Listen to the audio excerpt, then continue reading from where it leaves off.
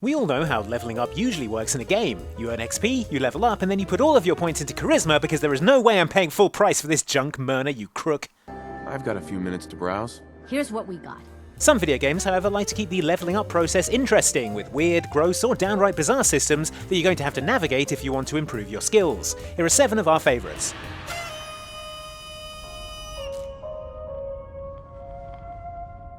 Congratulations. You're as good as you're going to get. Now you can stop gathering up all that green gel. You'll be seeing a lot of things when you play one of the Evil Within games, none of which you will be able to unsee. Oh, you gotta be kidding me. One thing you'll be seeing a lot of is what the game calls green gel, jars of fluorescent slimy goo that is secreted by the various nightmare creatures that populate the game when you kill them, and believe me, you'll be doing a lot of that.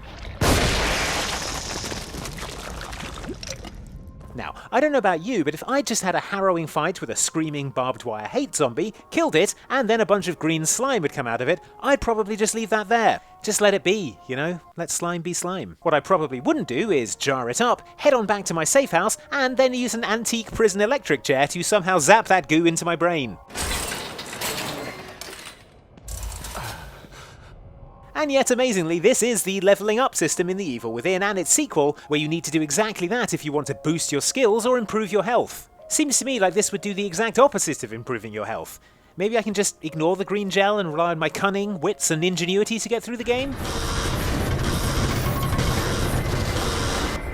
Nope. Back to the electric chair, Sebastian.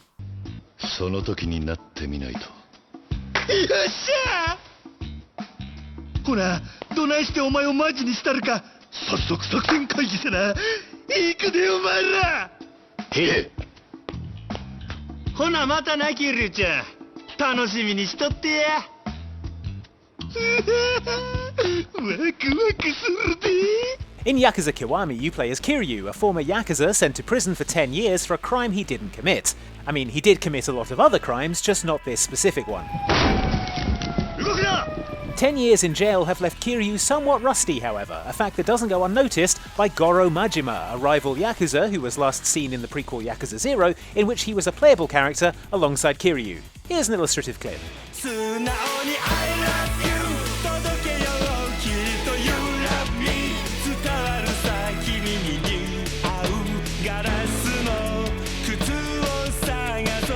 Yeah, that pretty much sums him up. Anyway, Majima and Kiryu's relationship is presented as a kind of friendly rivalry, so when Majima realizes that Kiryu is back in town after 10 years away, he's keen to help his old frenemy regain the skills he lost in the slammer.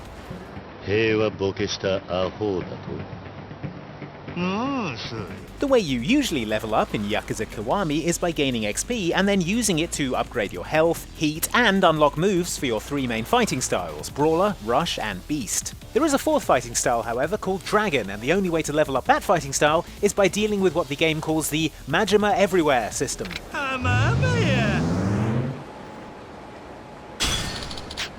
What this means is that you are pretty much constantly being attacked by Majima as you go about your business throughout the game, as he wants to fight you as often as possible to help you regain your previous strength.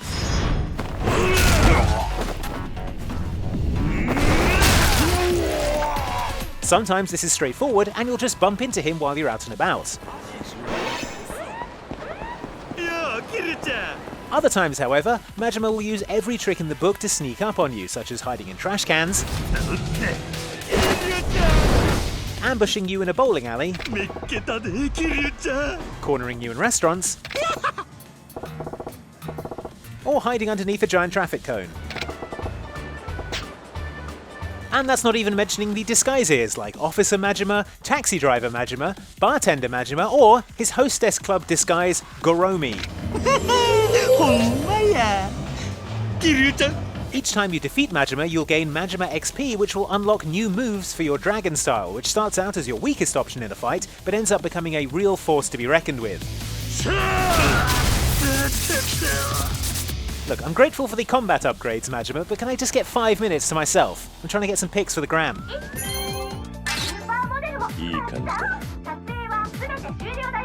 Alright, fine, I give up.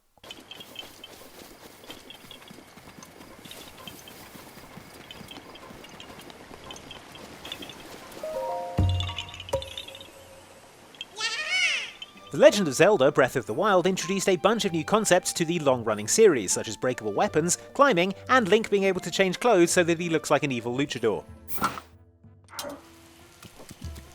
But those breakable weapons can be a real nuisance. Once they're gone, and you can only carry so many weapons on you at one time thanks to limited inventory space, and you probably haven't picked up any recently because you spent all your time cooking. Also new.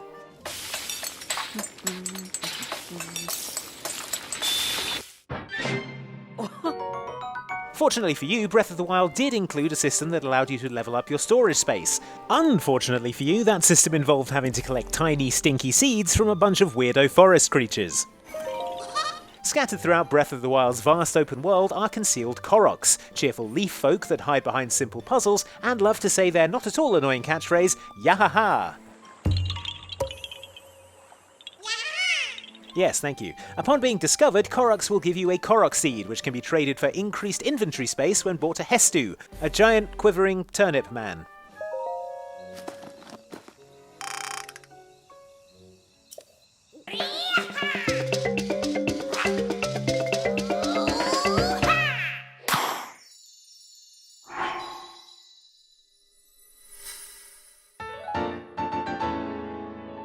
You only need to collect 441 Korok seeds to max out Link's inventory, but there are a staggering 900 in the game. Collect all 900 though, and you are rewarded with the ultimate prize. Some of Hestu's poop, I guess. Maybe it does something? Oh, it smells pretty bad. Cool.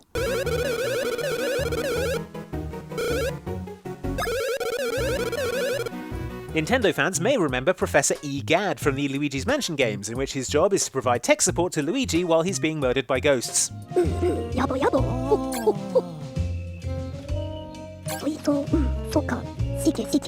His second hobby though, aside from watching ghost murder on a surveillance camera, is coffee, as evidenced by the fact that in Mario and Luigi's Superstar Saga for the Game Boy Advance, he owns a coffee shop called Star Beans Coffee.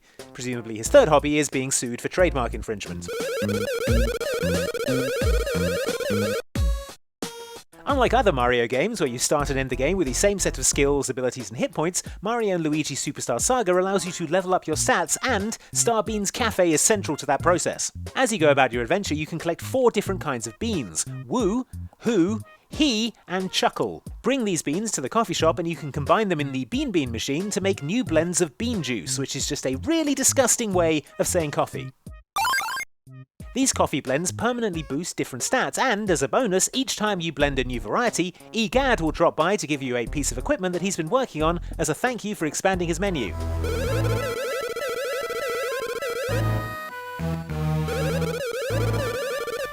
You know, Gad, stuff like this is the reason we're the only customers I ever see in here. Whoever flew this went down in a blaze of glory. Those Jedi. Real tragedy. Yeah, I've always said they couldn't all be traitors. Yeah, maybe. Guess it's just our lucky day. In Jedi Fallen Order, you play as Cal Kestis, a former Jedi Padawan forced into hiding by Order 66, not to be confused with Order 65, which is a bacon cheeseburger and a Coke. Asher, are you okay? Something is wrong. No! No! Having been in hiding since the Jedi Purge, Cal is now trying to re-establish the Jedi Order, despite the fact that this would mean he'd have to go back to having one of those horrible Padawan rat tail hair braids. This is no common anarchist, but a devotee of the treasonous Jedi Order.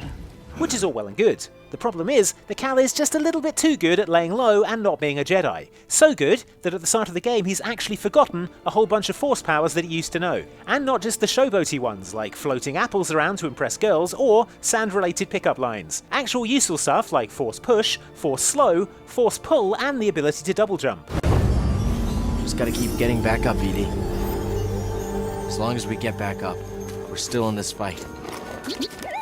And so in Fallen Order, the way that you upgrade your Force abilities is that, at certain points in the game, you actually have to unrepress your memories and relive your original training in the Force when Cal was just a little kid, with, yes, a horrible Padawan rat tail hair braid.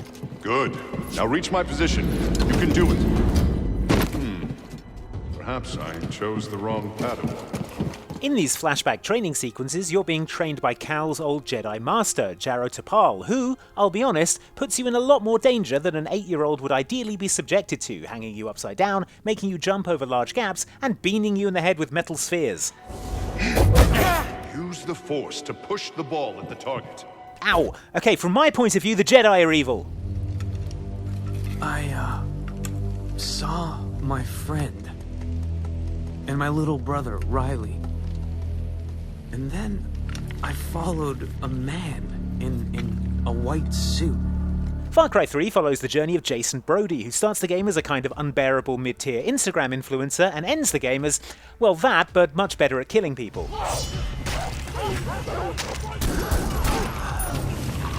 That increase in skill is all down to Jason's tattoo, or tatau, a magical piece of skin art done by the locals that, unlike most tribal tattoos got by people while unconscious on holiday, actually imbues Jason with amazing new abilities. The Heron, the Shark, and the Spider. I know who you are, Jason. You are a warrior. And the tatau will allow for you to reveal your true self. As you play the game, you collect XP, which you can invest in new skills as you level up. While the actual leveling up is done via an in-game menu, your progression is displayed visually on your arm via the tatau, which starts off as a little armband and slowly grows into a sleeve as more and more tattoo gets added in one of the 3 different categories. The Spider, which focuses on stealth takedowns and survival, the Shark, which focuses on healing and assault takedowns, and the Heron, which focuses on long-range takedowns and mobility. You know Herons always taking people down, long range.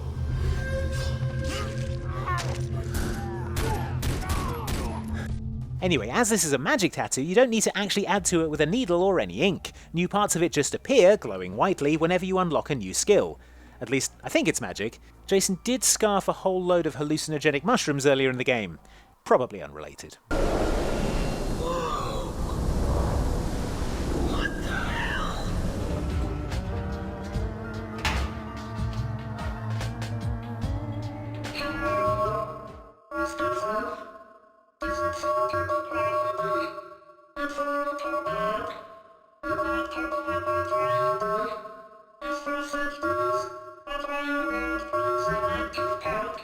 Killer 7 is a 2005 action game from Suda51, the mind behind Lollipop Chainsaw, No More Heroes, and Shadows of the Damned, and as you'd expect from a game made by someone with that pedigree, it's totally f***ing bananas.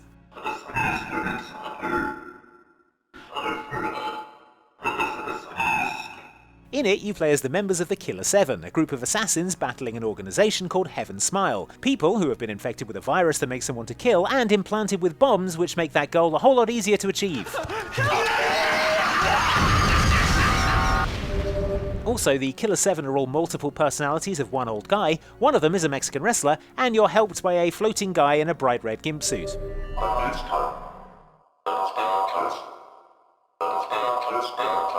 The whole thing feels like the kind of surreal fever dream you'd expect if someone was asked to program a video game immediately after being pulled from a car wreck, so it comes as no surprise that Killer 7 has a bizarre and unpleasant leveling up system to match the rest of its whole deal. As you shoot the Heaven Smile enemies in the game, blood comes out of them as you'd expect.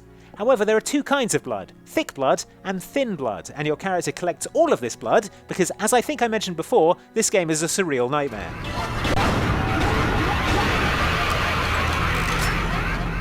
Thin blood can be used to heal your character, but it's the thick blood that's the most valuable. That's because you can take this thick blood to a blood doctor and convert it into serum, and serum vials are what you use to upgrade your skills in the game. You get more thick blood out of enemies by shooting their weak points, which is good because you're going to need all the thick blood you can get to upgrade your skills, and man do I wish I didn't have to keep saying the phrase thick blood. Thanks a lot, Killer 7. Later. Destiny. There you have it, those were some of the weirdest ways we've leveled up in video games. Got any more favourites we missed? Let us know in the comments below, and don't forget to like and subscribe for more videos like this from Outside Xbox, and thank you for watching.